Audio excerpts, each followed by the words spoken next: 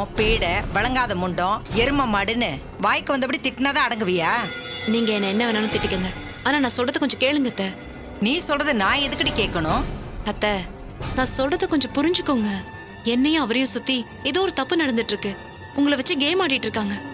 அவருக்கு பெருசா ஏதாவது பிரச்சனை வந்துருமோன்னு எனக்கு பயமா இருக்கு அத்தை. ஏய், உன்னை விட பிரச்சனை, உன்னை விட பயங்கரமான ஒண்ணு அவனுக்கு எதுவுமே கிடையாதுரி. அத்தை, உங்களுக்கு என் மேல கோவம் இருக்கு, நான் இல்லைங்கள. ஆனா அதையெல்லாம் இங்க வச்சு பேசிக்கலாம். அவர் இங்க கூட்டிட்டு வந்துருங்க அத்தை. உனக்கு என்ன பைத்தியமா? அவன் இங்க இல்லன்னு உனக்கு எத்தனை வாட்டி சொல்றது? திரும்ப திரும்ப நான் என்னமோ அவனை முந்தானையில முடிஞ்சு வச்சிருக்க மாதிரி அவனை பத்தியே பேசிட்டு இருக்கேன். அத்தை, அவர் அங்கதான் இருக்காரு. போய் சொல்லி நீங்க சாதிக்க பாக்காதீங்க. சொன்னாலும் நான் அதை நம்ப போறது இல்ல. ஆமாண்டி, அவன் இங்கதான் இருக்கான். ஆனா அவனை அனுப்ப போறது இல்ல. இப்ப என்ன பண்ணலான்னு இருக்க? அவனுக்கு உன்னை சுத்தமா பிடிக்கலடி. உன்னை தலைமுழுனா போதும்னு இருக்கான். திரும்ப திரும்ப அவனை பத்தி பேசி ஏன் என்ன கடுப்பேத்துற? எங்கேயாவது கண்காணாத இடத்துக்கு போய் தொலையேன். எப்படி அத்த முடியும்? நான் அவரோட பொண்டாட்டி. அதெல்லாம் அப்போ, இப்ப இல்ல. மாயா வீட்டுல இருக்கும்போதே உன்னை பிடிக்கலன்னு அவன் பேசியிருக்கான். பிடிக்கலன்னு நீங்களா சொல்லாதீங்க. அவரு சொன்னாரா? அவரு வாயால சொன்னாரா? பின்ன வாடகைக்கு எடுத்துட்டு வந்து அந்த வாயால சொல்லிருப்பான். அவன் வாயால தாண்டி சொன்னா உன்னை அவனுக்கு பிடிக்கல பிடிக்கல பிடிக்கல. அவனுக்கு சாருவை தாண்டி பிடிச்சிருக்கு. இனிமே அவங்கதான் புருஷ பொண்டாட்டி. அத உன்னால தடுக்கவும் முடியாது, உன்னால ஒன்னும் பண்ணவும் முடியாது. அவ்வளவு தைரியம் இருக்குல்ல? தென்னாவட்ட வர பேசுறீங்கல்ல, போன் அவர்கிட்ட கொடுங்க, நான் பேசுறேன். என்ன பிடிக்கலையான்னு நானே நேரடியா கேக்குறேன். என்ன கேனச்சி நினைச்சுக்கிட்டியா? நீ சவால் விட்டா நான் போன் அவங்கிட்ட கொடுத்துருவேனா? அந்த கதையெல்லாம் இங்க நடக்காது. அதுக்கு வேற ஆளை பாரு. அத்த, நீங்க ஓவரா போயிட்டு இருக்கீங்க. ஏய், நான் ஓவரா தாண்டி போறேன். கால்ல சலங்க கட்டிட்டு ஆடுறேன். உன்னால என்ன பண்ண முடியும்? அடிச்சாலும் பிடிச்சாலும் உன்னை ஏன்னு கேட்க யாரு இருக்கா? மாயா இருக்காங்க.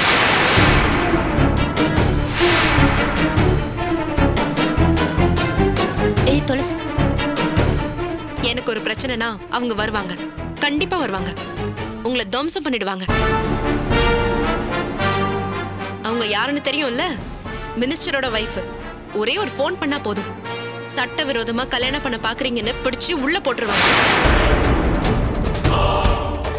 பண்ணவா? ஏய், என்னடி மிரட்டுறியா?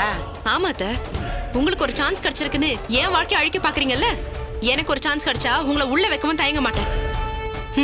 பூ கட்டுறது, இந்த பூச்சாண்டி காட்டுறது, இதெல்லாம் என்கிட்ட வச்சுக்காத. முதல்ல கெஞ்சின, இப்ப மிஞ்சற. ஆமாத்த, மிஞ்சுவேன் தான். உங்களால என் வாழ்க்கையே போகுதுங்கிறப்ப நான் என்ன கை கட்டி வேடிக்கை பாப்பேனா?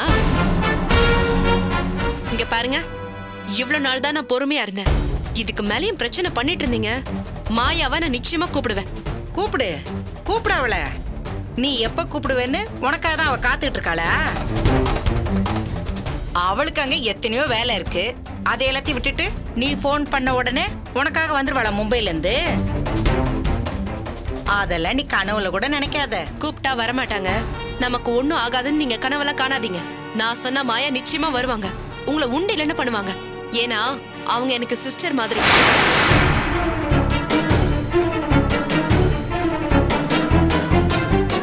உங்க புள்ள பெங்களூர்ல இருக்காரு, அவரை போய் பாருன்னு சொன்னது யாருன்னு நினைக்கிறீங்க? சாட்சாத் அந்த மாயாவே தான். சொந்த செலவுல ஃப்ளைட் டிக்கெட் போட்டு கொடுத்து என்ன பெங்களூர் அனுப்பி வச்சது யாருன்னு நினைக்கிறீங்க? அதே மாயாதான். இவ்வளவு தூரம் பண்ணவங்க இந்த உதவியே பண்ண மாட்டாங்களா? நான் மட்டும் சொன்னேன்னு வச்சுக்கோங்க, உங்க எல்லாரையும் அடிச்சு ஒண்ணுமில்லாம பண்ணி அவர் என்கிட்ட ஒப்படைச்சிருவாங்க. பாக்குறீங்களா? செஞ்சு காட்டவா? அவரோட அம்மாவாச்சே, என்னோட மாமியாராச்சே, நம்மளால ஒரு பிரச்சனை வரக்கூடாது, மானம் கிட்ட நிக்க கூடாதுன்னு தான் இவ்வளவு தூரம் நான் பொறுமையா இருக்கேன். என் பொறுமையை சோதிச்சிங்கன்னு வச்சுக்கோங்க, உங்க மானமும் போயிடும், நீங்களும் உள்ள போயிடுவீங்க.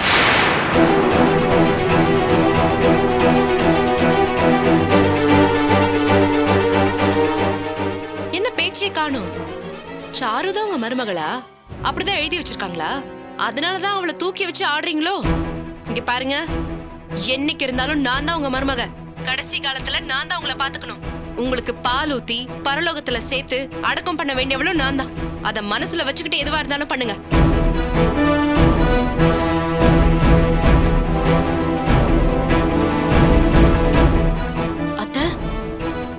ஏன் ஒரு மாதிரியா இருக்கீங்க? யார் போன்ல?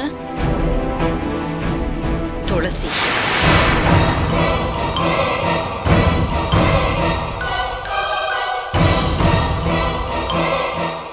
ஒழுங்கா நடந்துக்க, இல்லன்னா பால் ஊத்தி பரலோகம் அனுப்பிச்சிருவேன்னு என்ன மிரட்டுறா சாரு. தமிழ அங்க அனுப்பணுமா, இல்லன்னா என்ன ஆள் வச்சு அடிச்சு ஜெயிலுக்குள்ள தள்ளி என்ன உண்டு இல்லன்னு பண்ணிடுவாளாம். போனை கொடுங்க, கொடுங்க. ஏய், என்னடி வேணும் உனக்கு? அவர்தான் உன்னை பிடிக்கலன்னு சொல்லிட்டார்ல, நீ வேண்டாம் நீங்க வந்துட்டார்ல, ஏன் திரும்ப திரும்ப பிரச்சனை பண்ற? ஏய், பிரச்சனை பண்றது நீயா நானாடி? நீ தாண்டி பிரச்சனை பண்ணிட்டு இருக்க. முதல்ல ஒரு தடவை என் வாழ்க்கைய பறிச்ச, இப்ப திரும்பவும் அது எனக்கு கிடைச்சிருக்கு.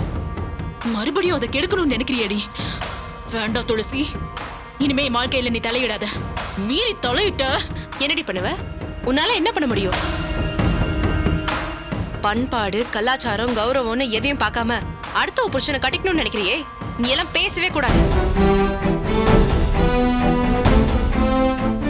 அங்க இருக்கிறது ஏன் புருஷன்டி, அனுப்புனா உனக்கு பத்திக்கிட்டு வருதோ? இங்க பாரு துளசி, நான் கூலாவே சொல்றேன், இனிமே உனக்கு அவர் மேல எந்த உரிமையும் கிடையாது. அவரை என்கிட்ட விட்டுரு, அவரை எனக்கு தான் சொந்தம். ஏய், இப்படி சொல்றதுக்கு உனக்கு அசிங்கமா இல்ல? அடுத்தவங்க தின்றதா அடிச்சுதான் தின்னுவியா? அப்படிதான் உன்னை வளர்த்திருக்காங்களா? ஏன்டி இவ்வளவு கேவலமா நடந்துக்கிற? நீ போட்டிருக்கிற ட்ரெஸ் நல்லா இருக்கு, அதை குடுக்கறியா? எனக்கே குடுக்கறியாங்கிற மாதிரி ஏதோ ஈஸியா கேக்குற. அவரு ஏன் புருஷன்டி, விட்டு கொடுன்னு சொல்றதுக்கு உடம்பு கூசல?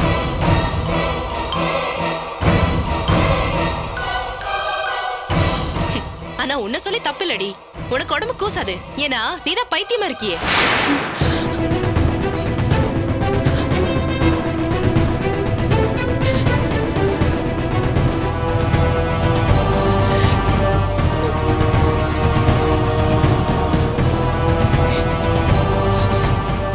ஏற்கனவே ஒரு முறை அவரை என்கிட்ட இருந்து பிரிச்சு அவரை கல்யாணம் பண்ண பார்த்தேன். அதனாலதான் உனக்கு பைத்தியமே பிடிச்சது. திரும்பவும் அதே தப்பு பண்ணி உயிரை விட்டுறாத. லூசுத்தனம் பண்ணாதடி.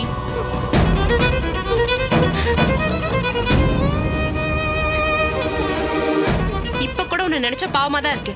நம்மளால ஒருத்திக்கு பைத்தியம் பிடிச்சதே, மனநல சரியில்லாம லூசா இருக்காளேன்னு எனக்கு பரிதாபமா தான் இருக்கு. அதுக்காக நீ என்ன பண்ணாலும் நான் பொறுத்து பண்ண நினைச்சுக்காத. வெறி பிடிச்சு நீ கடிச்சா நான் திருப்பி அடிப்பண்டி. இங்க பாரு, நீயும் வாழ்க்கையும் நல்லா இருக்கணும்னா அவரை விட்டுரு. டாக்டரை பார்த்து உன் உடம்ப சரி பண்ணிக்கோ, சந்தோஷமா இரு. ஆனா அவரை மட்டும் கல்யாணம் பண்ணிக்க நினைச்ச உன்னை கொன்னிட வேண்டி, சமாதியாக்கிடுவேன்.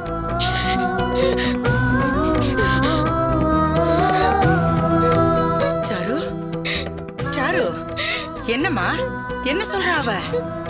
என்னையே கொன்னிடுவேன்னு சொல்றா. அடி பாவி, எப்படி ரத்த வரி பிடிச்சு அலையறா பாரு அவ. அவள என்ன பண்றதுன்னு எனக்கு புரியல. இனிமே அவளால தொந்தரவு இருக்காதுன்னு சொன்னீங்களே அத்தை, இப்ப திரும்பவும் வந்து பிரச்சனை பண்றா. ஏன் இப்படி பண்றா? அவ இவ்வளவு தைரியமாவும் திமிராவும் பேசுறானா அதுக்கு காரணம் இருக்கு சாரு. எல்லாம் அந்த மாயாவோட வேலை. யார் இந்த மாயா? அவ ஒரு விளங்காதவ, மும்பையில இருக்கா, மினிஸ்டரோட பொண்டாட்டி. தமிழ் இவ்வளவு நாளா அவளோட பாதுகாப்புல தான் இருந்தா.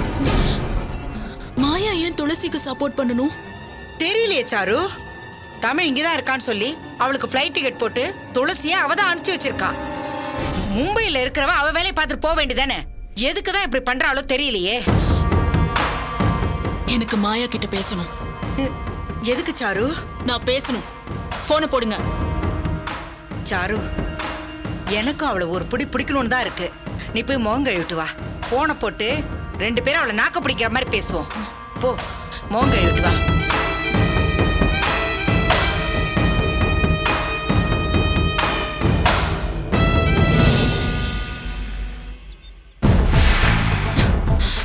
என்னம்மா சொல்ற? தமிழா அப்படி சொன்னா? ஆமா மேடம், இவ்வளவு நாளா அத பத்தி அவர் வாயே திறக்கல. ஆனா இன்னைக்கு சாருவோட அம்மா நீங்க தானே உளர ஆரம்பிச்சிட்டாரு. யாராவது கேட்டு போறாங்களோன்னு எனக்கு பயமா போயிடுச்சு மேடம். முன்னெல்லாம் மத்தவங்கள பத்தின ஞாபகமே இருக்காது, ஆனா இப்போ பழைய ஃப்ரெண்ட்ஸுங்களை பத்தியும் பேசுறாரு. பக்கத்துல நான் மட்டும் இருந்ததுனால பிரச்சனை இல்ல, ஆனா வேற யாராவது இருந்திருந்தா விஷயம் வேற மாதிரி ஆயிருக்கும். இத்தனை நாள் அமைதியா இருந்தவன் திடீர்னு ஏன் இப்படி பண்றான்? என்னாச்சு அவனுக்கு? நாம கொடுக்கிற மெடிசனோட எஃபெக்ட் குறைஞ்சிட்டா இப்படி நடக்க சான்ஸ் இருக்கு மேடம். அவரை சுத்தி இருக்க அட்மாஸ்பியர் அவரை இன்ஃப்ளூயன்ஸ் பண்ணும். தெரிஞ்சவங்க, க்ளோஸ் ரிலேட்டிவ்ஸ் யாராவது வந்தாங்கன்னா பழசெல்லாம் ஞாபகத்துக்கு வரும். அப்படி அங்க யார் இருக்காங்க? தமிழ் சாரோட அம்மா இருக்காங்களா மேடம்? அவங்க கூட இருக்கிறது அவர் வீட்லயே இருக்க மாதிரி, அவங்கள பார்த்ததுமே அவங்க பண்ணது, அவங்க மத்தவங்களுக்கு பண்ணது, அது மூலமா இன்னொருத்தர் பண்ணதுன்னு வீட்ல நடந்த எல்லா சம்பவங்களுமே ஞாபகத்துக்கு வரும். ஒவ்வொன்னா யோசிப்பாரு. அப்படி யோசிக்கிறப்பதான் நீங்க அவர்கிட்ட சொன்னது ஞாபகத்துக்கு வந்திருக்கும். நம்ம ஒரு தப்பு பண்ணிட்டோம் மேடம். இங்க அவர் வரவிட்டு இருக்க கூடாது, வேற தனி இடத்துல இருந்திருக்கணும். என்ன கேட்டா அவர் மும்பையிலே இருந்திருக்கலாம். எனக்கு இன்னொரு லைன் வருது.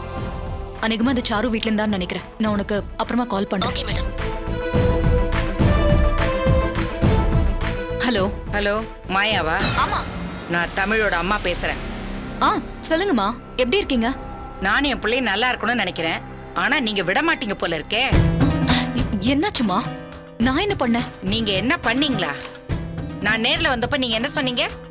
உங்க புள்ள தமிழுக்கு துளசிய பிடிக்கல, சாருவை தான் பிடிச்சிருக்கு, அவ பேர் தான் அடிக்கடி சொல்றான்னு சொன்னீங்களா இல்லையா? ஆமாங்க, அதானே உண்மை. நீங்க சொன்னாலும் சொல்லலைனாலும் அதான் உண்மை. அவளை பார்க்க பிடிக்காம தானே அவன் பெங்களூருக்கு ஓடி வந்திருக்கான். வந்தவன அப்படியே விட வேண்டியதானே? எதுக்கு துளசி இங்க அனுப்புனீங்க? ஐயோ, நான் அவளை அனுப்பலங்க. சும்மா கதை விடாதீங்க. அவளுக்கு உங்க செலவுல நீங்க தானே டிக்கெட் போட்டு கொடுத்திருக்கீங்க. அவ இப்ப பெங்களூர் வந்திருக்கா.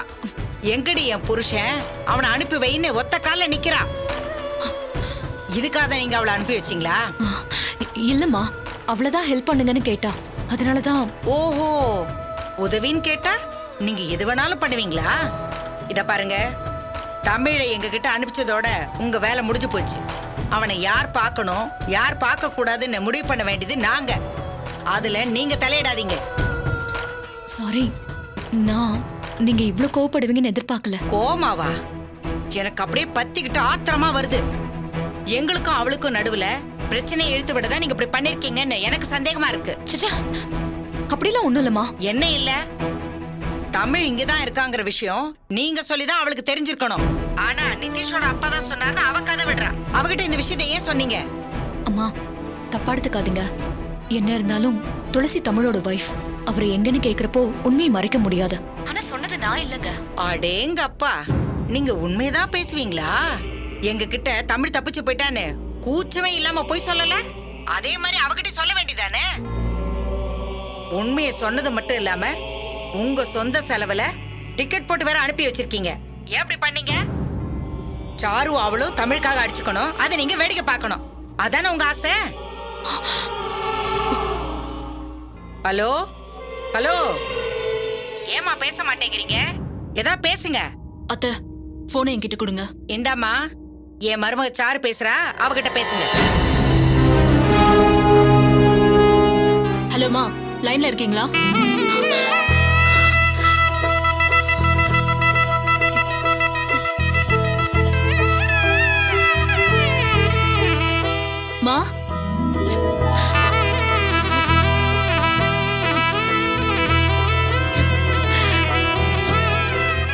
மா, லைன்ல இருக்கீங்களா?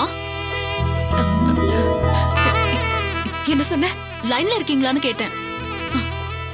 இல்ல, அதுக்கு முன்னால ஏதோ சொன்னீங்க. அம்மான்னு சொன்னேன்.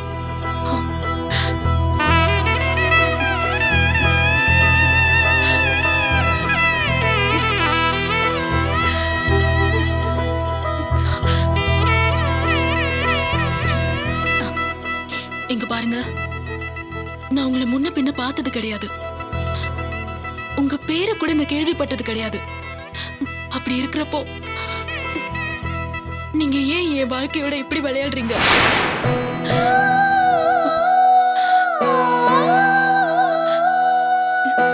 உங்களுக்கு ஒரு பொண்ணு இருந்தா நீங்க அவளுக்கு இப்படிதான் துரோகம் பண்ணுவீங்களா?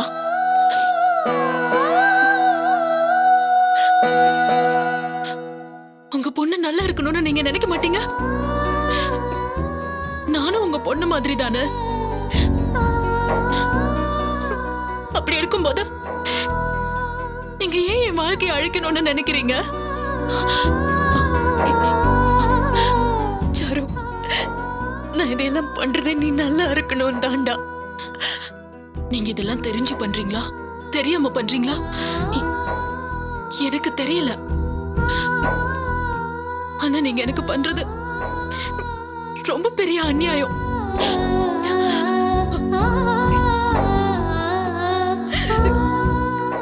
நான் யார பார்க்க கூடாதுன்னு நினைச்சேனோ, யாரால என் வாழ்க்கை கெட்டுச்சோ, யார் இங்க வரவே கூடாதோ அவள துளசியை இங்க அனுப்பி வச்சிருக்கீங்க.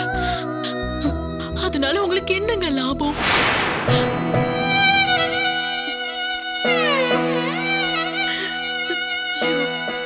இந்த உலகத்திலேயே என் அப்பாவை விட, என் அம்மாவை விட, என் சொந்த பந்தம் எல்லாரையும் விட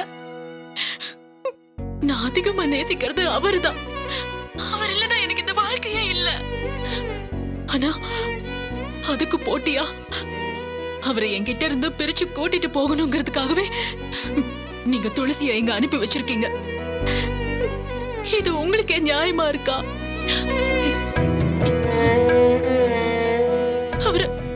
அவர் எனக்கு கிடைக்காம போனதுக்கு காரணமே அந்த துளசி தான். இப்பதான் இவ்வளவு கஷ்டப்பட்டு அவர் அவகிட்ட இருந்து பிரிச்சு என்கிட்ட கொண்டு வந்திருக்க. தயவு செஞ்சு அதை கெடுத்துறாதீங்க. நான் உங்களை என் அம்மாவை நினைச்சு கெஞ்சி கேட்கிறேன்.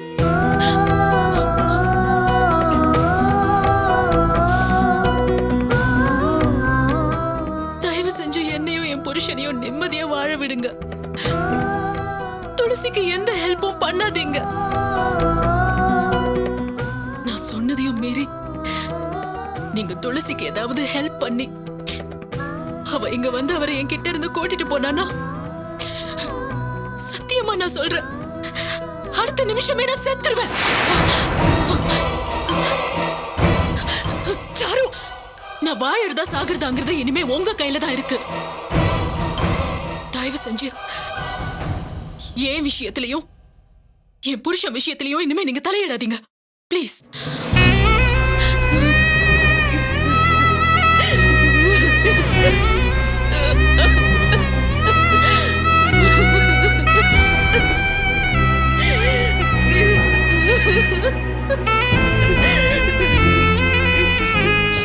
மேடம், என்னாச்சு மேடம்?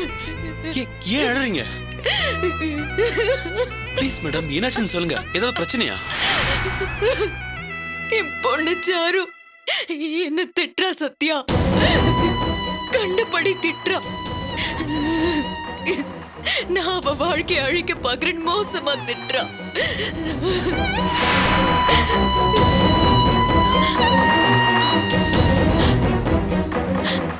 நான் இவ்வளவு காலம் போராடினது, கஷ்டப்பட்டது எல்லாமே அவளுக்காக தானே. ஆனா அது தெரியாம என்ன சந்தேகப்படுறான். அவ வாழ்க்கையை அழிக்க வந்த மாதிரியே பேசுறா.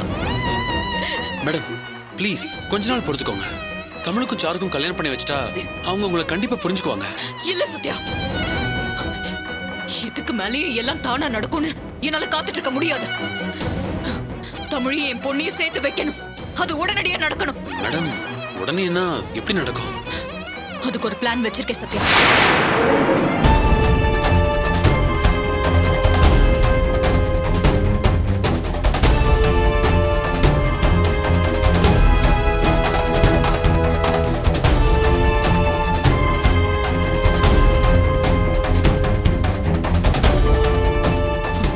ஓகேவா? மேடம், இத வொர்க் அவுட் பண்றதுல நிறைய ரிஸ்க் இருக்கு. மத்த நேரமா இருந்தா துணிஞ்சு இறங்கலாம்.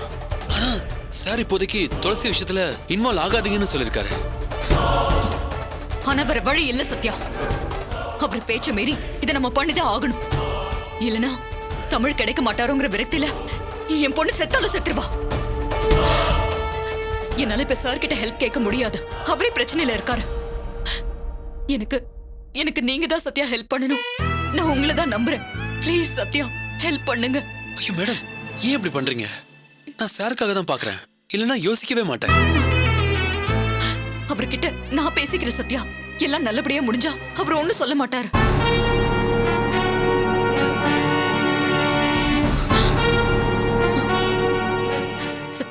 இது என்னோட கடைசி முயற்சி. இதுல நான் தோக்குற சூழ்நிலை வந்தா, துளசியால இடைஞ்சல் வந்தா அவளை நான் கொன்னுடுவேன். மேடம், வேற வழி இல்ல சத்யா. அவ செத்தாதான் என் பொண்ணு நிம்மதியா வாழுவானா? அதையும் செய்ய நான் தயாரா இருக்கேன்.